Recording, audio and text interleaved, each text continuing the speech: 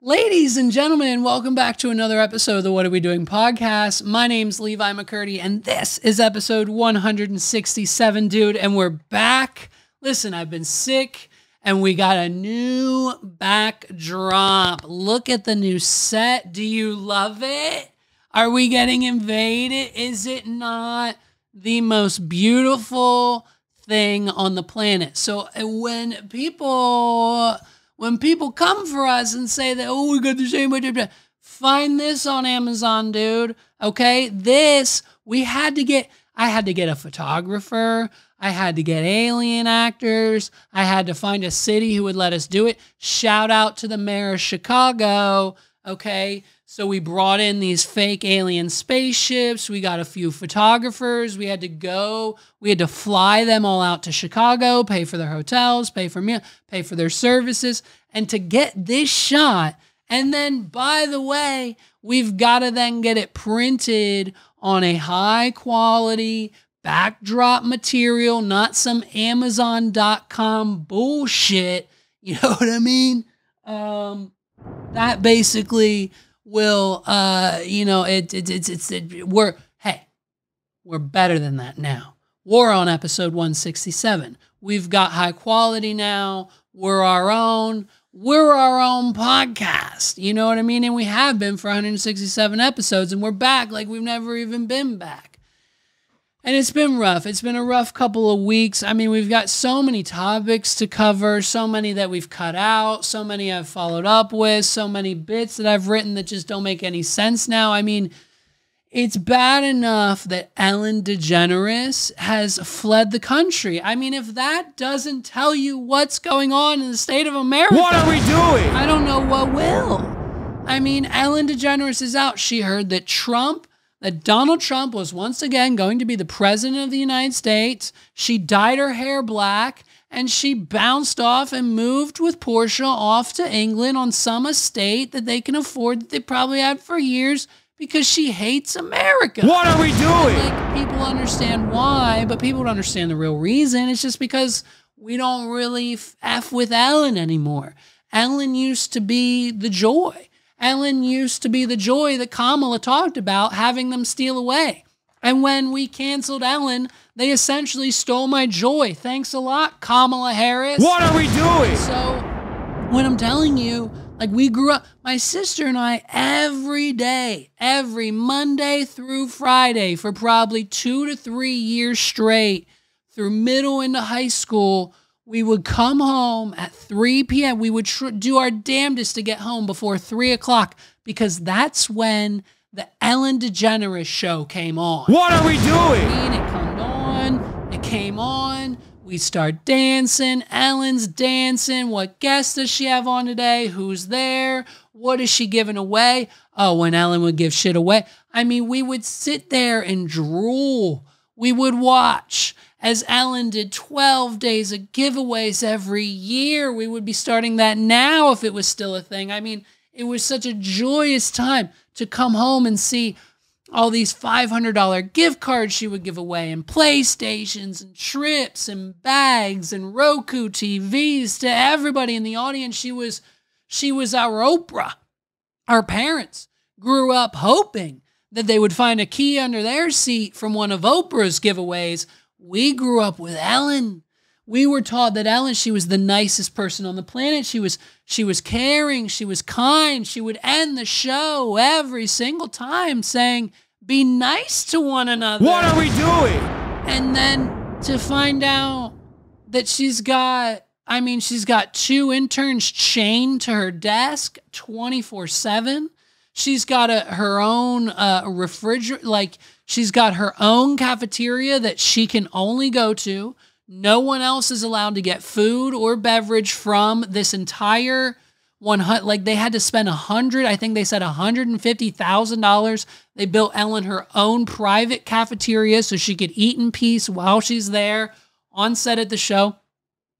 She would have people, her security had whips instead of tasers. So anytime anyone got too close to Ellen, they would get a snap. Like, they weren't allowed to look her directly in the eyes as she was walking down the hallways. So this whole facade, this whole illusion of Ellen has been destroyed. And I mean, now she's on camera talking about the floods and the economy and how and Donald Trump and all this is, and then she does the stand-up special after the show ends and the ratings are down because no one really believes in Ellen anymore. It's kind of this thing that just exists, and it's like, oh, okay, Ellen's on. Let's see what she's addressing today. I mean, she's like talking to like the Las Vegas shooter instead of Cardi B. Like, it's this weird dynamic shift towards the end of Ellen that she was just done. And then she gives us this Netflix special this year, and it's just her. She goes on stage and she's like, hey, I'm a woman in Hollywood, and then gets a 40-minute standing ovation and says she was kicked out of show business for being the nicest person on the planet. Boo-hoo me. And that's the end of the special. She's done. She's out of here. She's in England. So if Ellen's moving to England, we're looking at a third world country ourselves. We're thinking about moving there, maybe England, maybe Mexico, maybe the Dominican Republic. We're thinking about going somewhere tropical to get away from the inevitable alien invasion that's happening. Here come December 6th through December 20th. We'll see what happens when we get to February. So, you know what I mean? We're looking at condos. We're looking at some apartments. Okay, if Ellen and Portia are out, we stand with Ellen. Okay, listen, sometimes you gotta whip an intern. You know what I mean? What are we doing? And that's just how it goes. And that's how we play the show. That's how we run it. And that's how we, you know what I mean? You think the people that work on this show, the people that hung up this backdrop, the people that make our clips and hit upload and share and click like and do everything, you think that's just me? And you think I'm easy on those people? No. To be a successful business entrepreneur, boss who makes money, you have to be tough. You have to sometimes whip people a little bit. Sometimes you got to lock them up and make them work an 8-hour shift. These Gen Zers, these millennials are out here thinking they can work from home, getting away with only doing 3 to 4 hours worth of work. What are we doing? And so that doesn't work for me. So we chain them to the desk. Sometimes we threaten them with waterboarding. It's okay. It's okay. We're just like the Ellen DeGeneres show. What are we doing? So it's Ellen's in England.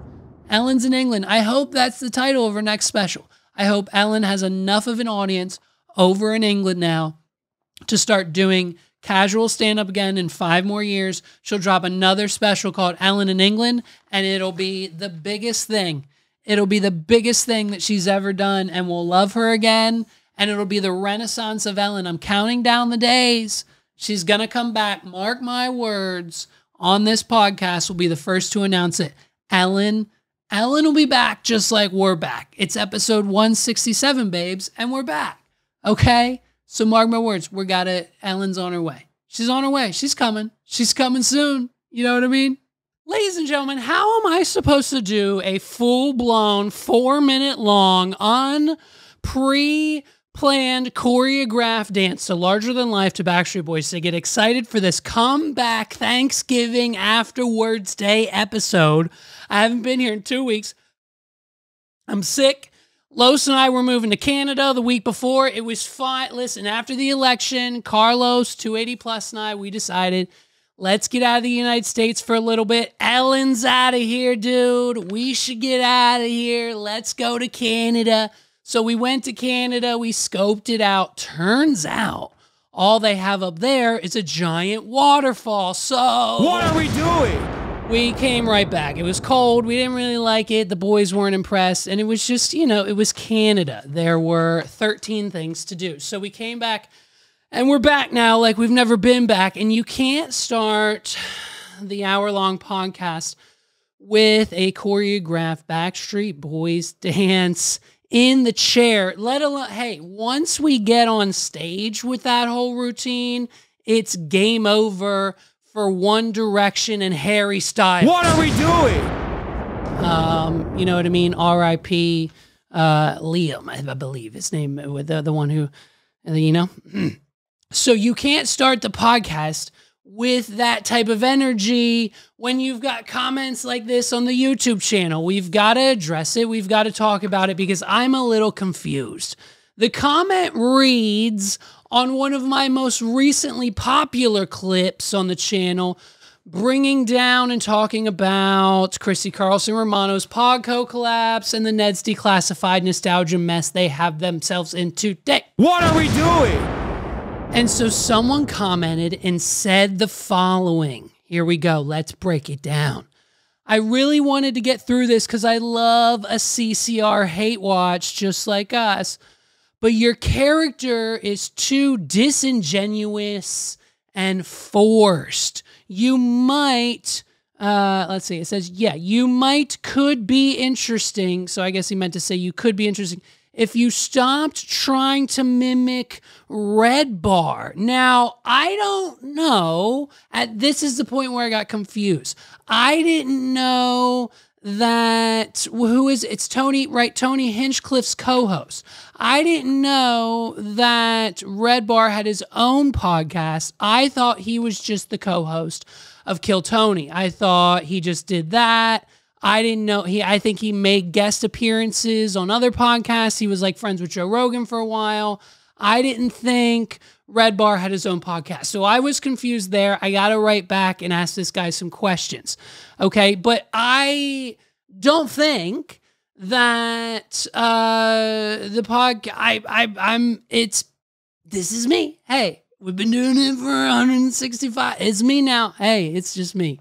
It's just me in the studio, you know what I mean? What are we doing? And so, didn't know that. So we have to look into that. It's okay to rebrand, make your own thing, man. Please consider it. This is my own thing. I know you probably think you can recreate what Mike did. Again, don't know who Mike is. And he in the Red Bar be the Red Bar of YouTube. Again, right, because I thought he was just the co-host of Kill Tony, dude. Apparently, he's bigger than that. I thought he was just kind of like the sidekick, like Joe Rogan kicked him out, so then Tony Hinchcliffe took him under his wing, and now he just introduces the Kill Tony thing every week. He sometimes says something, Tony yells at him, he hits the button for the soundboard. He's a soundboard guy for Kill Tony, right? I didn't know he had his own podcast set with sunglasses and an alien invasion behind him, and a screen and this microphone with this setup. I didn't realize he did the exact I'm so sorry. I didn't know. Kill Tony, please don't come for me. What are we doing? He said, you're going to realize you wasted a lot of time being a fraud rather than just creating your own persona. I wanted to fry you, but I saw your hoodie and decided to give you some genuine advice as a low country native. So there. Clearly it's referring to my Myrtle Beach hoodie I was wearing in said clip. And so I guess now I have I'm doing the same exact thing as Kill Tony's co-host. I didn't know this. I'll do some research. I don't have time to do it right now. I'm going to go ahead. I'm going to give this guy a like, and I'll reply to him after we're done this episode. But it's interesting to see that apparently the co-host of Kill Tony is reviewing Ned's declassified content. What are we doing? I think it's very interesting. So these established comedians that I'm apparently, I just thought he was on the podcast. I didn't know he had his own. So now they're covering Nickelodeon nostalgia now. Hey, listen, they've got to stay up to date too. If their views are down into the tens of hundreds of thousands, then that's what they have to do. They've got to stay relevant just like us. So apparently that's it. Now listen, out the gate, I got to show you guys something crazy. Listen to this. Listen to this. Ready? You're not even going to believe it. You got to hear it for yourself. I'm not even joking. This is not a joke. This is not a joke in light of what's going on. As soon as I discovered this, I had to show you. Ready? Watch this. Ready? Hey, Siri. Play Iced Coffee by JoJo Siwa. Psst. I see dead people. Nice, you know what I mean? What are we doing? So that's happening. I discovered that today. That is a thing that happens. Listen, happy Thanksgiving, everybody. I just threw my brand new iPhone. I'll explain that story in a freaking moment. It's Thanksgiving. It's here. It's time. And I'm praying that you guys, hopefully, your parents, maybe grandparents, I'm hoping you didn't have a butterball turkey this year for Thanksgiving because they were calling TikTok, and we love TikTok. This is what TikTok loves to do. TikTok loves to pull up old stories and try to make them new again. What are we doing? And so Butterball was in the headlines, of course, this year in 2024 once again, for facing boycotts calls after a sickening video of coworkers allegedly essayed and were very, very mean. It's a T word. I'm not going to say it due to the algorithm, but they were very mean to the turkeys. Okay. And this was a video from a while ago, and it resurfaced, and people started claiming that it was happening today. So of course, that's just, that's what happens. That's the TikTok algorithm for you. Probably why they're still trying to shut it down. What are we doing? Butterball is facing calls for boycott just days before Thanksgiving after sickening footage of poultry workers allegedly abusing the turkeys resurfaces on social media. The uproar unfolded after PETA activists posted a decades-old clip. This came out like literally 20 to 30 years ago. Hey, back when people were actually disgusting. What are we doing? Okay, we don't do this now. We're a civilized civilization where the people of America do not enact in these types of acts in 2024. What are we doing? PETA undercovered the investigation. The alleged in the clip caught one worker inserting his... Oh, dear. Well, listen, when you start fingering the turkeys at the turkey butterball factory, it's probably time for a rise of concern, okay? And how bad is that, by the way? How bad is it to get caught and fired when you have to go to Thanksgiving dinner to talk to the people who already hate you? Now you have to tell them that you got fired for fingering the turkey. What are we doing? One worker took a live bird and stomped its... Okay, crushing her... Oh, no. He then laughed and wiped the blood from his leg. He also threw the birds against the... Okay, so some nasty piece of psychopathic shit basically got frisky with the turkeys one day, and somebody found out, and Butterball had it for 20 years. And unfortunately now, thanks to the people of TikTok, this is what we have to look forward to. I've got Megs telling me, hey, thank goodness we didn't get a Butterball this year, as if this was actually happening. This is your fake news report of the week. Happy Thanksgiving, everybody. Listen, it's Thanksgiving time, and we know how it goes, okay? You've got at least 1 to 2 to potentially 3, maybe even 4 family Thanksgivings to go to this year. And with family comes the inevitable tiptoe. Everybody's got the text, okay? We're out of the group chats now, and everybody's got individual texts from some of their families, some of their relatives, some of their parents, just letting you know what you can and cannot say around certain relatives. What are we doing? Okay? We've got the list right here. We've got all the topics printed out. We practiced them in the car and before the guest arrived these past 72 hours, okay? And so there were things that, of course, could not have been said this year at Family Thanksgiving. And, of course, with this year, even especially with the election. With the election now here and gone, we now have a side of winners and a side of losers at the Thanksgiving Day table. And you have some of us who are just in between and there for a good time. What are we doing? And so, listen, like, you know, deep down, we're all family. We love each other. We go to the end of the earth. We go to battle. If World War III would inevitably potentially start tomorrow, as if maybe it would, we would be there on the front lines to protect our family and, you know, our freedoms as Americans, right? Some of us, not all of us, but some of us definitely would. And so, but when it comes to this year's election, I fear that the situation may be both sides think that they're right, and both sides think that the other side is a criminal monster who is here to strip all of your rights and freedoms away.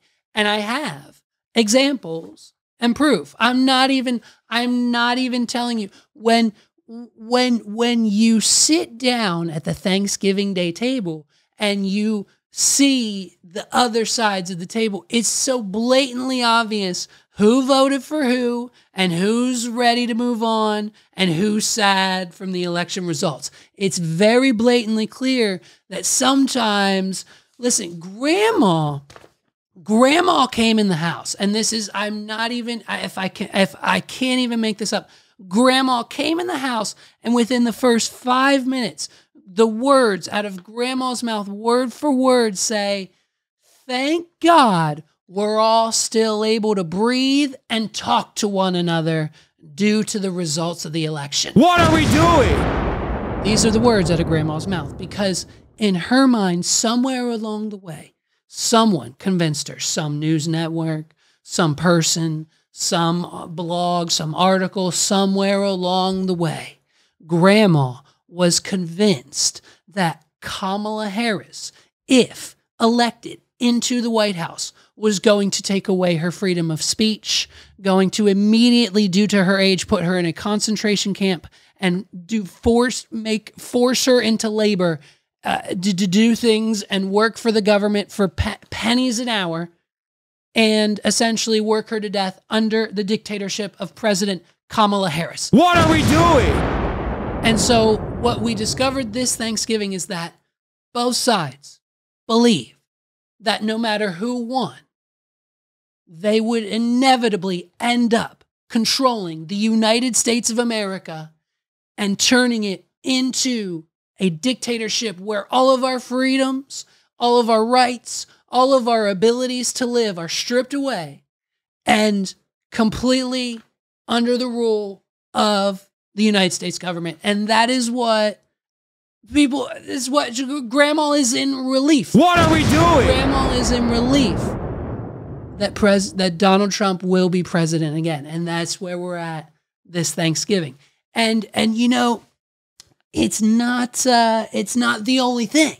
It's not the only thing that becomes the epidemic of the holiday, okay? It's the dinner, okay? And there's only two options. It's either a terribly disgusting dinner or it is a delicious, knocked it out of the park rendition of turkey, stuffing, gravy, mashed potatoes, green beans, ham, yams, whatever your family decides to cook. If it's not delicious, it's utterly disgusting. What are we doing? And so I can't even begin to tell you how terrible. One year for dinner, my stepmother was cooking. Of course, she thought it was her time to step up to the plate and be the one to make the Thanksgiving Day dinner. Now, everyone knows that you need exactly two things to cook a successful Thanksgiving Day dinner. It's a Gordon Ramsay cookbook and a soul. What are we doing? Alicia had neither. And so the, when we were kids and grandma was in charge of making the Thanksgiving Day dinner, she would be up at 6 a.m. She would be prepping the turkey, cutting it, brining it, letting it soak for at least, maybe probably overnight, giving it that flavor, the butter, the cabbage, everything. The turkey was addressed 24 hours before you even start thinking about turning on the oven, to the point where then it was in the oven at 5, 6 a.m. slowly roasting, getting the juice and just basting it with the flavor and the everything going on, making it the best turkey, and then taking all of that and making the gravy, doing it right, making it nice and a little thick with the vegetables and everything. And it was made, and it was an all-day, 48-hour-long process. What are we doing? But when you have stepmother making the dinner, she doesn't roll out of bed till 9 a.m., till she lets the dogs out, makes her coffee, smokes 2 cigarettes, drinks the coffee, smokes another cigarette. It's now 10 a.m., she throws on a little Jerry Springer. The kids are out of bed, 10:30. Then she starts thinking, the turkey's probably thawed out in the freezer by now. Let's get it out. We'll put some butter and seasoning on it and just toss it in the oven for what, 2 to 3 hours? What are we doing? And so naturally, once dinner was ready, we were served a dry turkey. The gravy was a clearish, yellow, goopy, fatty, disgusting mess.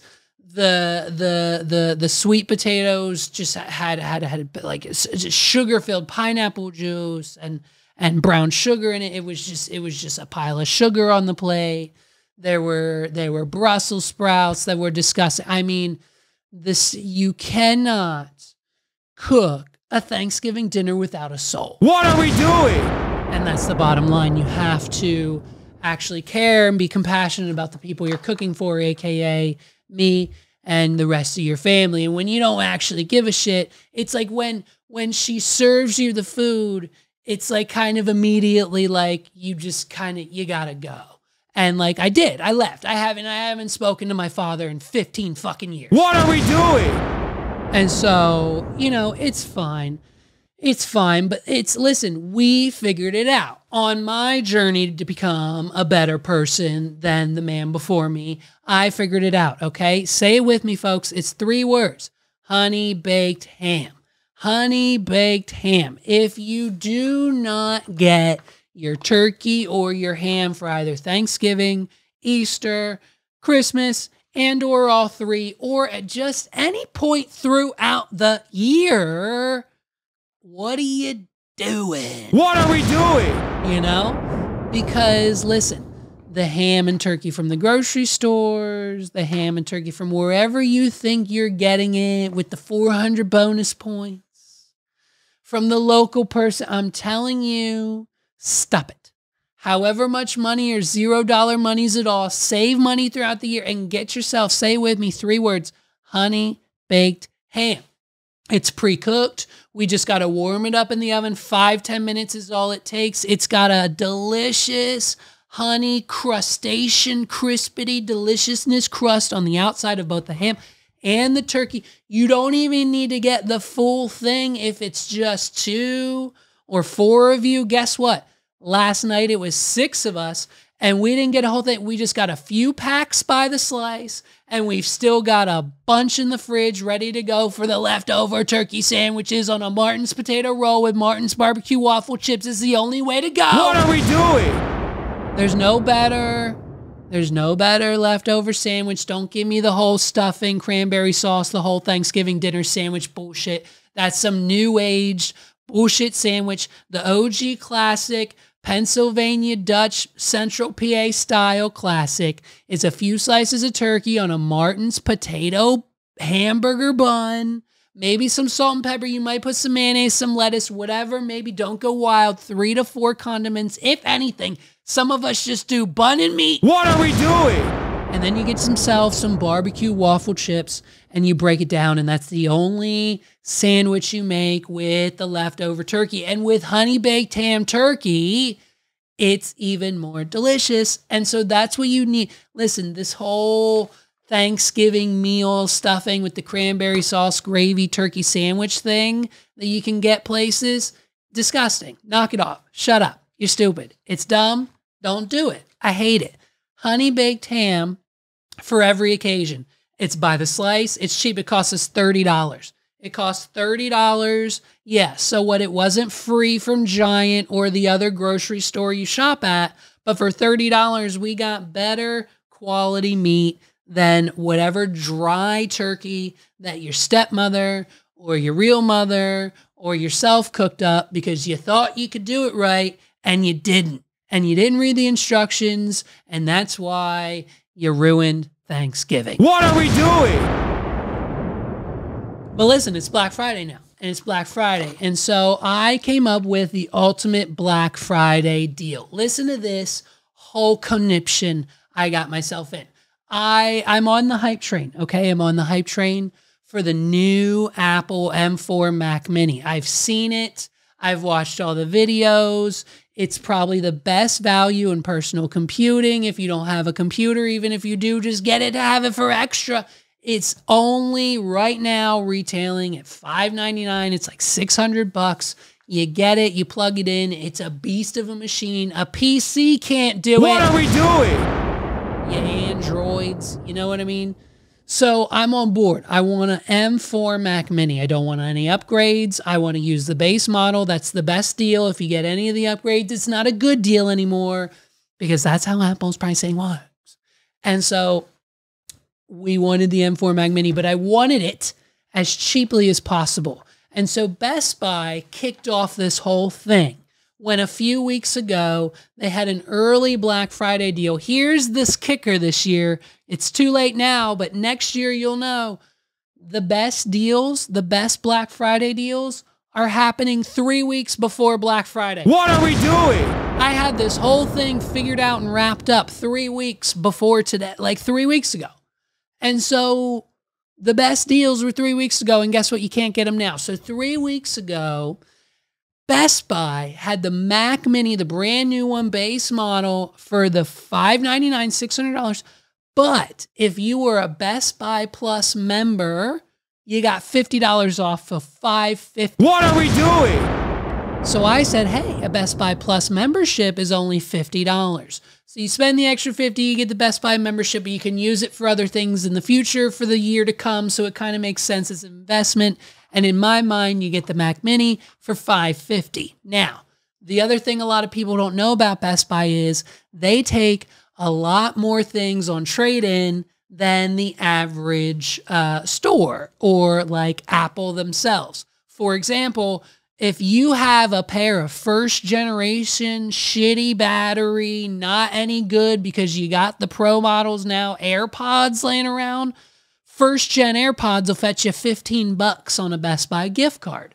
So I've got 2 of those. I've got a pair of AirPod Pros. I've got a shitty pair of first generation AirPod Maxes laying over there that I can't use because they're uncomfortable and they're big. You can't lay down with them. You got to go to the gym to use them. I don't go to the gym, so I wasn't using them. They took those. They took the shitty Apple Watch, the SE or whatever that doesn't have any battery at all left. I traded in all my Apple things, and I ended up getting a $400 gift card. I think it actually ended up coming out to $500. Now, in the interim of all of that, the $50 off deal at Best Buy on the Mac Mini started to fade away. It went down to $30 off. They weren't offering $50 off with the membership anymore. It was $30 off. And so I was a little peevy, but at the same time, Amazon came in for the win.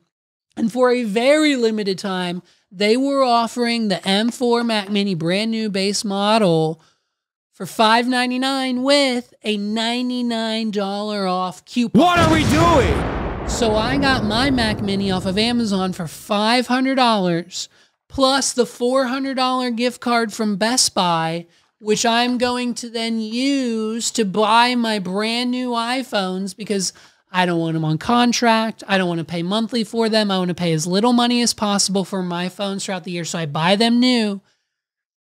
I'll use that gift card at Best Buy towards my new phones. And essentially, I got my Mac Mini for like $100 to essentially free at the end of the day. What are we doing? I basically saved the money I needed to save with the gift cards and promotion to essentially get a free Mac Mini this holiday season on Black Friday. So let me know the deals you got. So then we went And we went to Best Buy because I was going to use my Best Buy gift cards to buy brand new iPhone 16s. It was time. Megs and I had iPhone 12s. We had them for 5+ years. They were dying. They were so slow. And so we were like, let's get 16s. They're out. I've got these gift cards. I've got $600 worth of trade-ins on these Best Buy gift cards. And I'm like, hey, let's put it towards the phone so they don't cost as much out of pocket. What I failed to realize was that Best Buy is under federal law not allowed to sell iPhones unless they are contracted via Verizon or an AT&T plan. What are we doing? You cannot walk into Best Buy let me start over. You cannot walk into Best Buy, any Best Buy location in this country, and just buy a brand new iPhone. You cannot get an iPhone 16. You cannot buy an iPhone 16 Plus.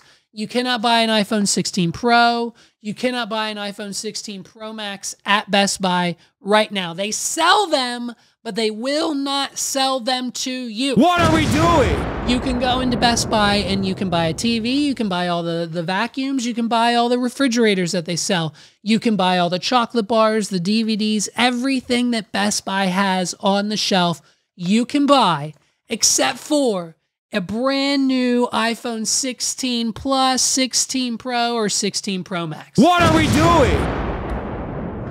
Unless you are signed up and have sold your soul to Verizon Wireless or AT&T. So if you're trying to not pay $75 to $95 to $100 plus a month for one line on Verizon and AT&T, hey, Verizon and AT&T, what's your phone bills for 2 lines? $130 a month? Piss all the way off. What are we doing?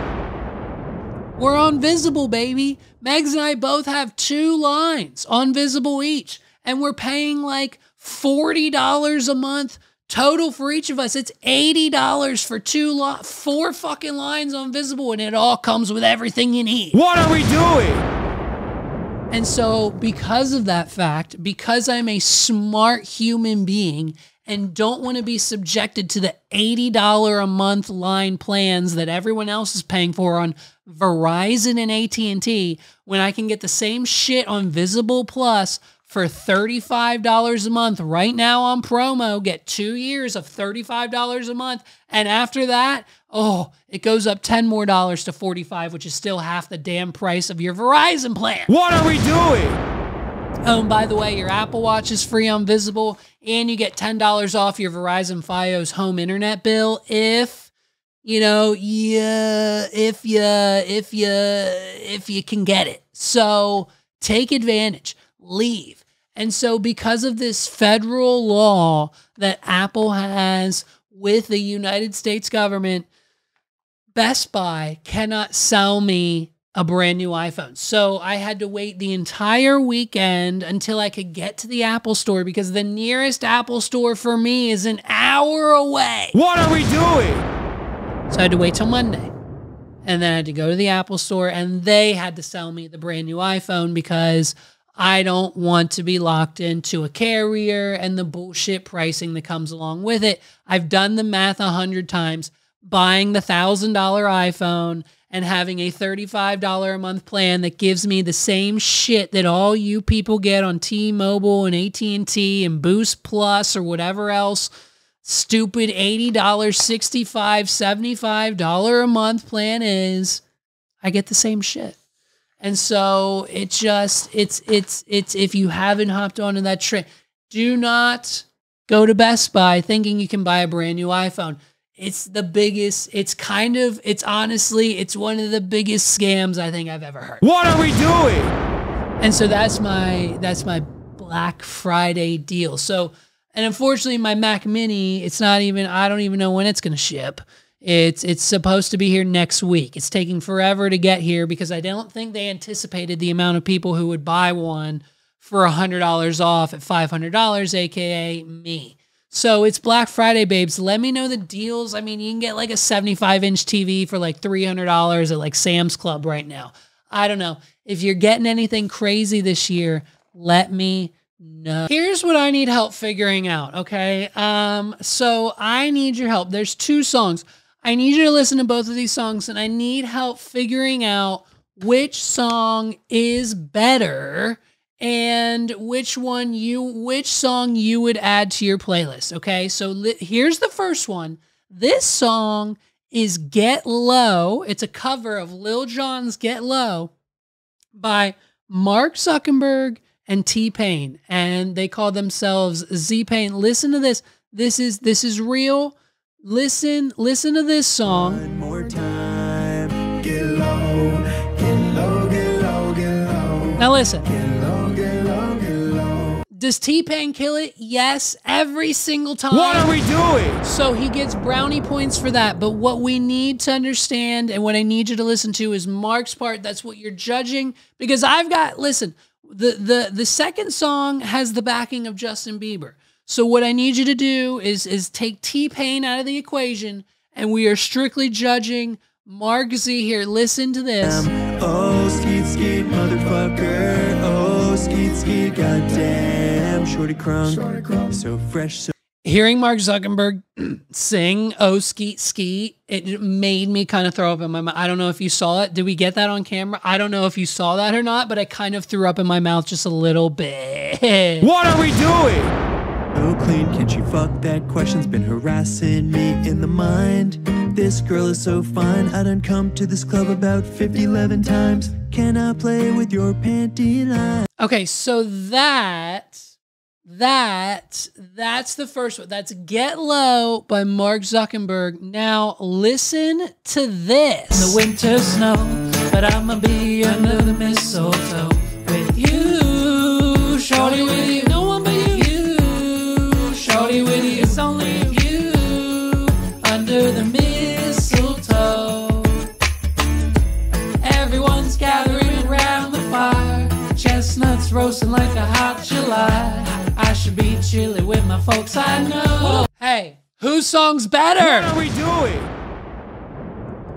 Whose song's better? Okay, you've got the likes of T-Pain and Mark Zuckerberg singing Get Low. Club owner said I need to calm down. Security guard is sweating me now. I got drunk and a motherfucker threatened me now. 369. Whose song are you bumping, dude? Because I think it might be one for the landslide, like this year's election. Coming tonight. Reindeer flying through the sky so high. I should be making a list, I know, but I'ma be under the mistletoe. With who? You, shorty, with you, with you.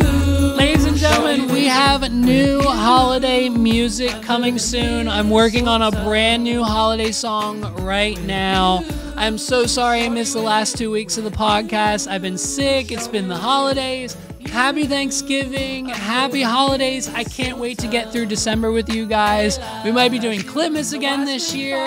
It's going to be insane. Who knows what's going to happen this December? It's the holiday season, so look out for that next drop. This has been episode 167. My name's Levi McCurdy. Thank you so much for listening. I hope this episode didn't bore you too much. Shout out to the commenters. I love you. I love you. And I'm going to respond, and you're helping the algorithm every time, no matter whether you hate on it or not. It's episode 167. This is the What Are We Doing podcast, everybody. Peace out. New music coming soon. Mistletoe. I don't wanna miss out on the holiday, but I can't stop staring at your face. I should be playing in the winter snow, but I'ma be under the mistletoe with you, shorty, with you, with you, shorty, with you, with you, under the mistletoe with you, shorty, with you, with you, shorty, with you.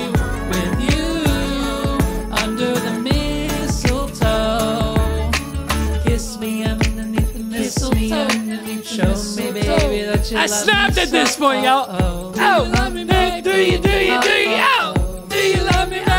Yo, I cook, bro. Kiss me I cook. underneath the mistletoe. We're still here. We haven't gone anywhere. I'm back like I've never been back. I love you, baby. Merry Christmas, everybody! Dude, come on, bro. Come on, bro. Tell me that's not a smash hit, bro. I can't wait. I can't wait for everyone to hear and see what we have in store. I mean, this year's going to be crazy. I mean, that's it. I sent it to Kodak. I did this whole bit with Kodak. I said, hey, which song's better? Mark Zuck, Get Low, or Mistletoe? And it's a slam dunk every time. If you don't have this song on your playlist this holiday season, I mean, get the fuck out. Dude, just search Mistletoe, Levi's version by Levi McCurdy. And I mean, should we play it again? Let's play it again. Here we go. Hey. It's the most beautiful time of the year. Lights fill the streets, spreading so much cheer. I should be playing in the winter.